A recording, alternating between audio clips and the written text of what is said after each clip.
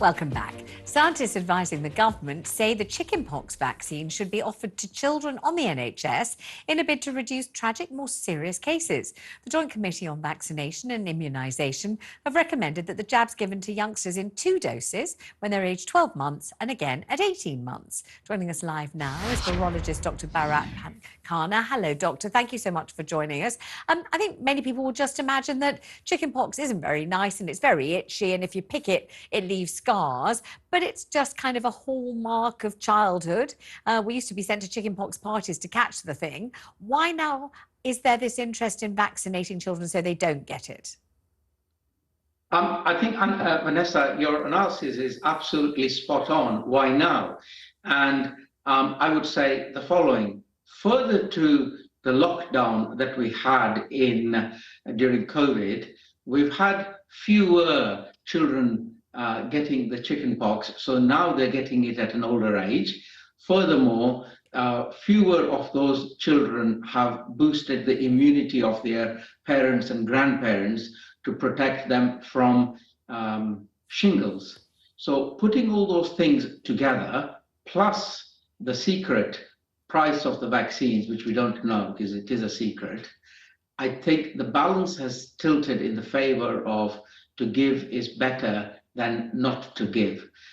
Yes, I agree with you. For a long time, the United Kingdom has been standalone in that we don't immunize, whereas Germany, Spain, Italy, Greece, Australia, United States do immunize against chickenpox. But my personal analysis is, on balance, it is a fair thing to do, provided, this is the really important bit, provided there is very good uptake of the vaccine. Right. Okay. So the idea is to immunise very, very young, 12 months and then 18 months. Is that right? Lots of parents, I wonder whether they'll think, my goodness, we have so many jabs that little tiny babies have to have now. They might not like the idea of yet another jab for such very young children. That's a super question, and because I was going to address that very issue, which is once the Secretary of State for Health and Social Care gives the go-ahead, the information, the advice, the education for parents is crucially important. So the evidence is, yes, other countries have been doing it, and they've been doing it successfully. And I, as an expert in infectious disease control management, want to reassure parents that by adding an extra protection vaccine in amongst your others, MMR, for example, measles, mumps, rubella, it does not, it never has, it does not, absolutely not, overwhelm your immune system. So this is really important for parents to know, that just because I've added an extra vaccine, in other words, extra protection for another infectious disease, doesn't mean I'm increasing a burden upon the children getting that extra vaccine. Right. And some people will think, we know that measles can make people desperately, desperately ill, but we don't often hear of chickenpox making people desperately, desperately ill, particularly children. So is it much more adults catching shingles that we're concerned about than children being desperately ill with chickenpox? It's a bit of both.